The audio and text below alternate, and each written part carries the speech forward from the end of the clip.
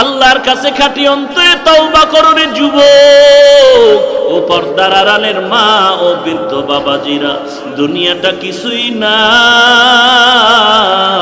এই ময়দানে তাকায় দেখ কেমন বান্দা আছে মা হারা বাবা হারা ইয়াতীম।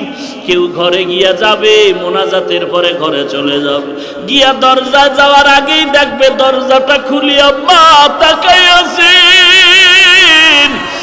আর যদি বলে মা গভীর রাতে তুমি কি ঘুমাও নাই, মা বলবে তোর অপেক্ষায় আমি মা ঘুমাই নাই। মা খানার প্লেটটা নিয়ে বলবে বাবা খানা খাও। মা তুমি খেয়েছো বলে মা বলবে আমি এক লোকমা খানাও খাই না। মা তুমি কেন খাও না, বলে তুই না আসা পর্যন্ত আমার খানা খাইতে মনে চায় না। আর যেই বান্দা ঘরে গিয়া দরজা ধাক্কাবে খুলবে না, ওরে জিজ্ঞাসা কর তোর দরজা কেন বন্ধ, বলবে আমার দরজা খোলার সে আমার মা নাই, আমার বাবাও নাই। আজ আমাকে সবাই বলে ইয়াতীম, আমি চির ইয়াতীম, আমার মা নাই বাবা নাই। যুবক ঈদের নামাজে যায়, নামাজ পড়ে সবাই আনন্দের বাড়ি রাস্তা খায় ঘুরতেছে, আর এক যুবক কবরের কিনারায় দাঁড়ায় দাঁড়ায় কান্না করে। সবাই বলে যুবক কেন কাঁদো, আজকে ঈদের আনন্দ। যুবক বলে সবার মা আছে বাবা আছে, আজ আমি ঈদের নামাজে যখন যাই আমি তাকায় দেখি মায়ের বিছানা খালি পড়ে আছে, বিছানায় আমার মা নাই। বাবার বিছানাটা খালি, আমার বাবা নাই। ওরে আমার নবীও বড় ইয়াতীম। ওই তায়েফের ময়দানে যখন কাফেরের বাচ্চারা পাথর নিক্ষেপ করে, রক্ত ঝরে ঝরে জুতা আটকায়া যায়, আমার আল্লাহ জিবরাইলের পাঠায় কয় নবীরে গিয়া সালাম জানা দাও। আমার নবীর কান্না আমি আল্লাহ সহ্য করতে পারি না। ওই তায়েফের বেঈমানেরা পাথর মারে, আমি নবীর কষ্ট সহ্য করতে পারি না, কান্নাও সহ্য করতে পারি না। আল্লাহর নবীর কান্না, আসমান কাঁদে জমিন কাঁদে। জিবরাইল বলে নবী ওই তায়েফের বেঈমানেরা পাথর মারে, অর্ডার দেন আমি জমিনটা উল্টায় দেই। কেমন মায়ার নবী আমার, কেমন দয়ার নবী আমার। আমার নবী কাঁদে আর বলে জিবরাইল এদেরকে মারিও না, এরা আমি নবীর এখনো চিনে না। যদি চিনতো আমারে আর কখনো পাথর মারতো না। যেই নবীর শরীরের মধ্যে মশা মাছি পড়া হারাম, ওই নবীর শরীরের ভিতরে পাথর পড়তেছে বৃষ্টির মতো পাথরের আঘাত। ওরে নবীর উম্মতের দল, আমার মায়ার নবীর মায়াত উম্মত হওয়ার পরেও কেন সেই নবীর সুন্নাত অনুযায়ী জীবনটা চালাও না? এরে আল্লাহর বান্দা চোখের পানি ছেড়ে কান্না করো, তওবা করো। যদি চোখে পানি না আসে ডানে বামে তাকায় দেখো কার চোখের কোঠায় পানি আছে। আল্লাহর কাছে মোহাব্বতের নজরে কান্না করার চেষ্টা করো, আর কান্নাওয়ালার কাছে দোয়া চাও। কান্নাওয়ালার দোয়া কখনো আল্লাহ খালি হাতে ফিরাইয়া দিবেন না। বলো কান্নাওয়ালা ভাই, আমার কপাল খারাপ, গুনার কারণে দিলটা পাথরের মতো শক্ত, চোখে পানি নাই। ওরে কান্নাওয়ালা ভাই, তোমার কপাল ভালো, তোমার উপরে আল্লাহর বড় রহমত, তোমার উপরে আল্লাহর বড় দয়া। তোমার চোখে পানি, আমার চোখে পানিও নাই, গুনার কারণে আমার দিলটা পাথর। এরে আল্লাহর বান্দা, দুনিয়ার ঘরে যদি আগুন লাগে পানি ছাড়া যেমন ঠান্ডা করা যাবে না, ওরে গুনাহগারের কবরে যদি জাহান্নামের আগুন জ্বলিয়া থাকে, ওই কবরের জাহান্নামের আগুন চোখের পানি ছাড়া ঠান্ডা করা যাবে না রে বাবা। মাথাটা নত করে আল্লাহর কাছে বলো, আল্লাহ কান্নাওয়ালা চক্ষু দান করো, কান্নাওয়ালা চক্ষু দান করো, কান্নাওয়ালা চক্ষু দান করো আল্লাহ। আর জীবনে গুনাহ করব না, নবীর সুন্নতের জবাই করব না।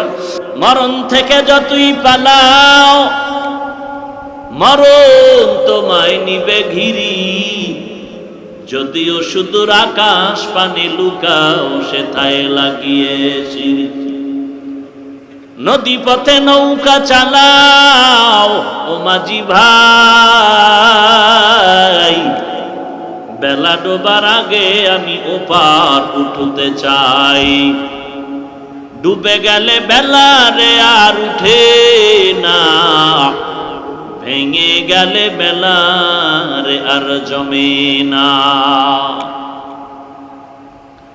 এক সময় মাঠে খেলাধুলা করতাম ছাত্র ভাই, আজকে সেই খেলার মাঠের বন্ধু বান্ধব একজন আর খবরও জানি না, মোবাইলও পাই না, কই আছে। মাঝে মাঝে বালিশে মাথা লাগায় চিন্তা করি সেই ছোটবেলার খেলা, কত আনন্দের সেই রাত, কত সে আনন্দের দিন। এলাকার বন্ধু বান্ধব কত, একই বাড়ির পাশের মানুষ নিয়ে যুবকেরা আমরা খেলতাম, বাচ্চারা। 12 বছর 10 বছর হয়ে গেল সেই খেলার বন্ধু কাউকে খুঁজিয়া পাই না, খবরও জানি না কই আছে, মোবাইল নেই। লেখাপড়ার টেবিলে কত বন্ধু বান্ধব আমার ছিল, একটা কিছু খাইলে তাকে না দিয়া খাইতাম না, ওই বন্ধু আমারে না দিয়া খাইতো না। কোথাও ঘুরতে গেলে একত্রে যাইতাম, আজকে সেই বন্ধুরা কে কোথায় গেল একবারও খবর নিতে পারলাম না। আমার ব্যস্ততা আমি, বন্ধু তার ব্যস্ততায় সে ব্যস্ত। কোথায় গেল সে আমার আপন? আজকে আমার পার্শ্বে যারা আছে, আমি এখন আমার নিজের চিন্তায় ব্যস্ত হয়ে পড়েছি। কোথায় গেল আমার দাদা, কোথায় গেল দাদি, কোথায় নানা নানি চলে গেল, কোথায় আমার সে ছাত্র ভাই, কোথায় আমার খেলার জিন্দেগির বন্ধু, কোথায় চলে গেল? এক এক করে সবাই যাচ্ছে, খবর নাই। এমন একদিন জমিনে মাইকে মসজিদে মুয়াজ্জিন বলবে অমুক বান্দাও জমিনের মধ্যে নাই। বিদায়ের ঘন্টায় বাড়ি পড়ে যাবে। রাতের বেলা ঘুমায় গেলাম, দরজা বন্ধ, বাতি বন্ধ হয়ে গেল। সকালবেলা মা ডাকতে আসলো, বাবা ওঠ আর ঘুমাইস না, সকাল হয়ে গেল। মায়ের দরজায় ধাক্কা দেয়, অন্যদিন এক ডাকে দরজা খুলে, আজকে 13টা ডাক দিল দরজা খুলে না।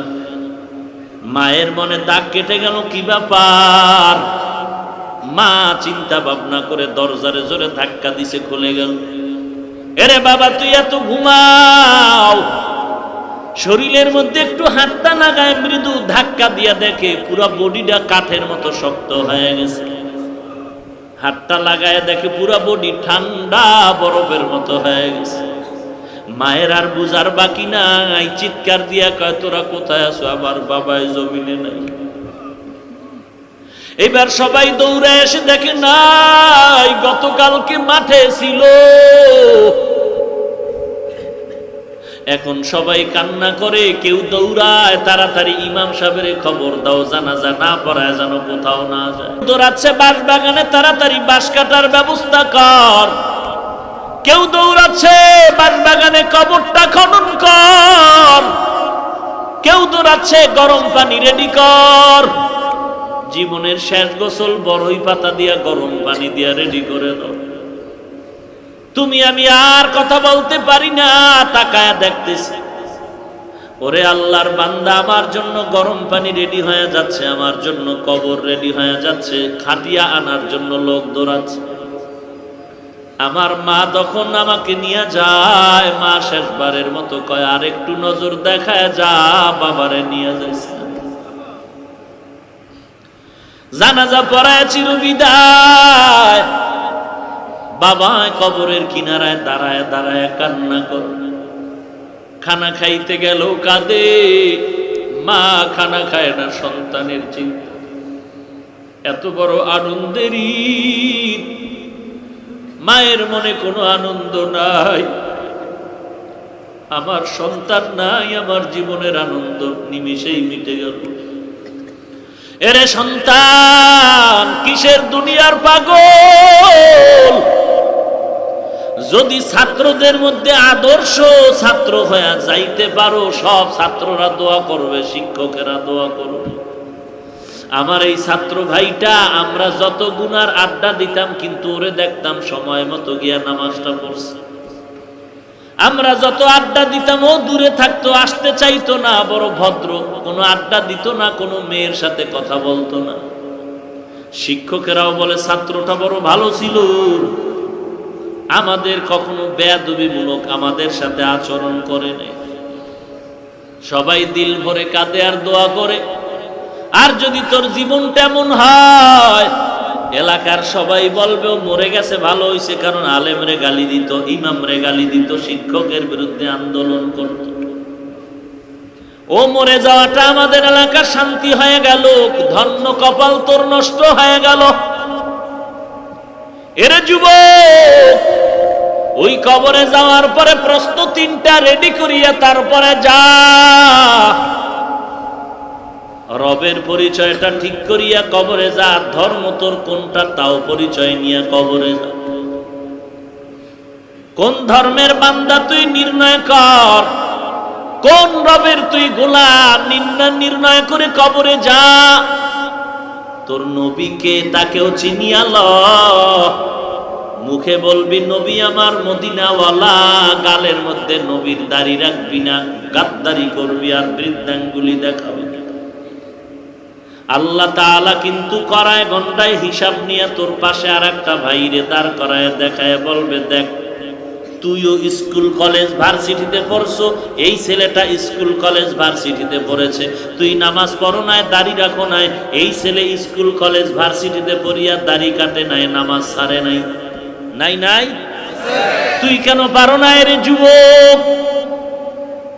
ও ব্যবসায়ী ভাই, তোমার মতো কত ব্যবসায়ী নামাজ ছাড়ে না, নামাজের সময় দোকানের ঝাপটা ফালায়, শাটার ফালায় মসজিদে গিয়া হাজির।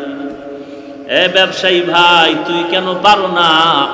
জবাব দিতে হবে, আল্লাহর দরবারে পালাবার জায়গা নেই। তোমার মতো যুবক ড্রাইভারি করে, নামাজের সময় নামাজ পড়ে। তোমার মতো আমার মতো বহু যুবক আজকে কোটি টাকার ব্যবসা করে, 1 টাকাও হারাম খায় না, তুমি কেন পারো না? আল্লাহর কাছে জবাব দিতে হবে, পালাবার কোন রাস্তা খুঁজে পাবা না রে মুমিন। অতএব তওবা করে নাও, জাহান্নামের আযাব সহ্য করতে পারবি না রে বান্দা। চোখ দুটো বন্ধ করে একটু গুনাহের দিকে তাকায় দেখ। গুনাহগারের জন্য জাহান্নাম আল্লাহর কোরআনের আওয়াজ, নেক আমলওয়ালার জন্য জান্নাত আল্লাহর কোরআনেরই ঘোষণা। অতএব বান্দা, পুলিশে একটা বেতের বাড়ি দিলে কষ্ট পাই, সহ্য করতে পারি না। আর গুনাহগারের জন্য নবী বলেন কবরের 2 পার্শ্বের মাটি জোরে চাপ দিবে, চাপের কারণে পাজরের হাড় চূর্ণ বিচূর্ণ হয়ে যাবে। এরে আল্লাহর গোলাম, সহ্য করতে পারবে কিনা ভেবে দেখ। 1 সেকেন্ডের আযাব সহ্য করার শক্তি নাই, তুমি আমি বড় দুর্বল। একটা বান্দারে পুলিশে ধরিয়া ইচ্ছা রকম পিটাচ্ছে, চোখে পানি নাই। আর একজন আলেম বয়ান করে, ময়দানের 200 হাত পেছনে বসে এক যুবক হাউমাউ করে কান্না করে। একটু চিন্তা করে দেখ, পুলিশে পিটায় কাঁদে না, এক আলেম বয়ান করে, পেছনে বসে এক যুবক কান্না করে, চিল্লায় চিল্লায় কাঁদে। একটু চিন্তা করে দেখ, এই ময়দানটার দাম কত, কোরআনের বরকত কত। ওর অন্তরে যখন জাহান্নামের ছবিটা এসে গেল, আযাবের ভয় অন্তরে ঢুকে গেল, তখন নিজের গুনার সাথে আর আযাবের সাথে মিলাইতে গেল। মিলাইয়া দেখে আমার মতো পাপী বান্দা জগতে আর কেউ নাই। যুবক এমন কোন গুনাহ নাই করে নাই, এলাকার মানুষ তারে রশি দিয়া বাইদা সবাই জঙ্গলে ফালায় দিল, এর মতো খারাপ মানুষ নাই এলাকার থেকে বিতাড়িত। জঙ্গলে যুবকের হাতে পায়ে বেঁধে ফেলে দেওয়ার পর জামানার নবী মুসা, আল্লাহ জিজ্ঞেস করলেন, ও মুসা তাড়াতাড়ি যাও, অমুক জঙ্গলের কিনারা এক যুবক আমার ওলি, তাকে তুমি নিজে জানাজা পড়াও, নিজ হাতে দাফন করে কবরে রাখো। মুসা নবী লোকজন নিয়ে দেখে এলাকার যেই মানুষেরা যেই যুবকের খারাপ বলে সন্ত্রাসী হওয়ার কারণে ওই যুবকের হাতে পায়ে রশি দিয়া বেঁধে জংলায় ফালাইলো, আল্লাহ ওহী নাজিল করলেন সেই যুবকের ব্যাপারে ইনি নাকি আল্লাহর ওলি, এর জানাজা আমি পড়াবো, এর কবরে দাফন করব। আল্লাহর অর্ডার, মুসা নবী তার জানাজা পড়ালেন, দাফন করলেন। আল্লাহর কাছে পরে জানতে চাইলেন, আল্লাহ এলাকার সবাই বাইদা ফালায় দিলাম, রশি দিয়া বাঁধলাম, এরপরে কারণে সবার থেকে বড় খারাপ সন্ত্রাসী তুমি বললা এই যুবক নাকি ওলিয়ে কামেল, কারণটা কি? আল্লাহ কয়, ও মুসা তুমি কি জানো না তোমার রব আল্লাহর নাম আছে আর একটা গফফার?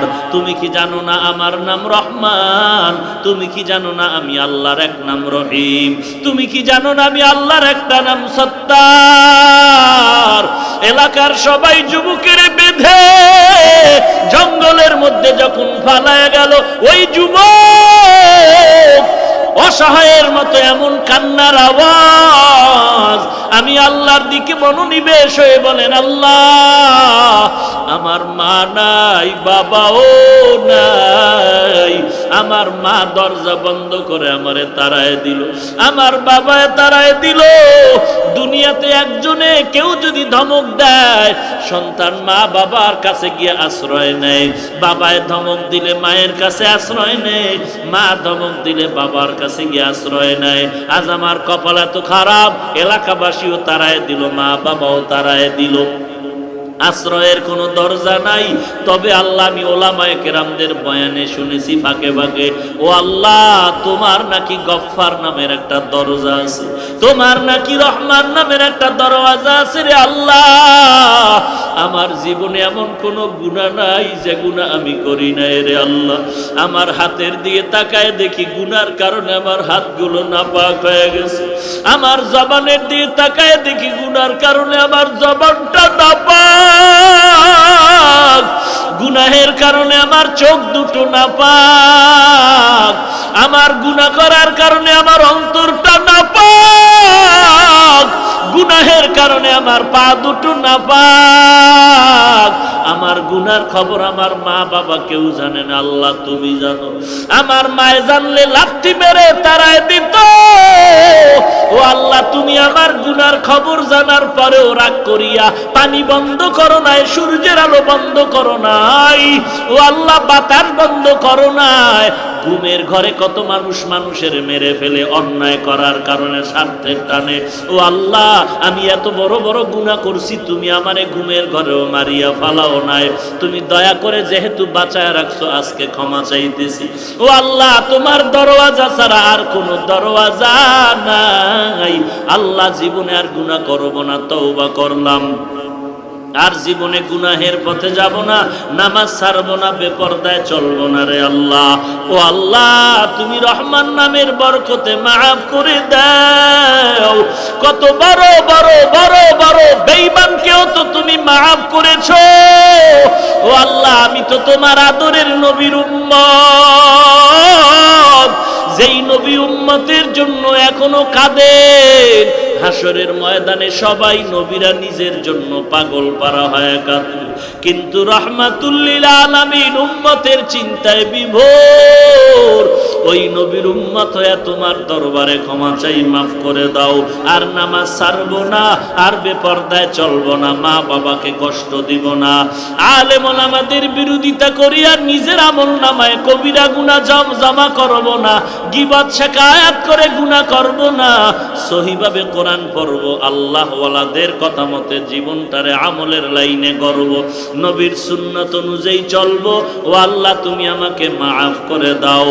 আল্লাহর নবী বলেন, বান্দা যদি জাহান্নামের ভয়ে গুনার কথা স্মরণ করে এক ফোঁটা পানি চোখ থেকে বের করে দেয়, গাভীর ওলান থেকে দুধ বের করে গাভীর ওলানে যেমন দুধটা ঢুকানো সম্ভব না, কান্নাওয়ালা বান্দাকে আর জাহান্নামে দেওয়াও সম্ভব হবে না।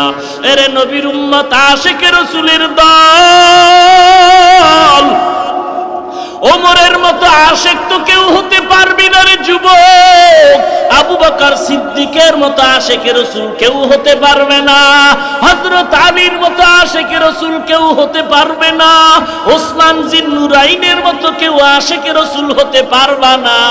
সেই ওমর, সেই আবু বকর, সেই আলী, সেই ওসমান যাদের নামে জান্নাতের সুসংবাদ জমিনের মধ্যে দেওয়া আছে, ইতিহাসটা পড়িয়া দেখ, মরণ পর্যন্ত আবু বকরের শুধু কান্না কান্না কান্না আর কান্নার আওয়াজ।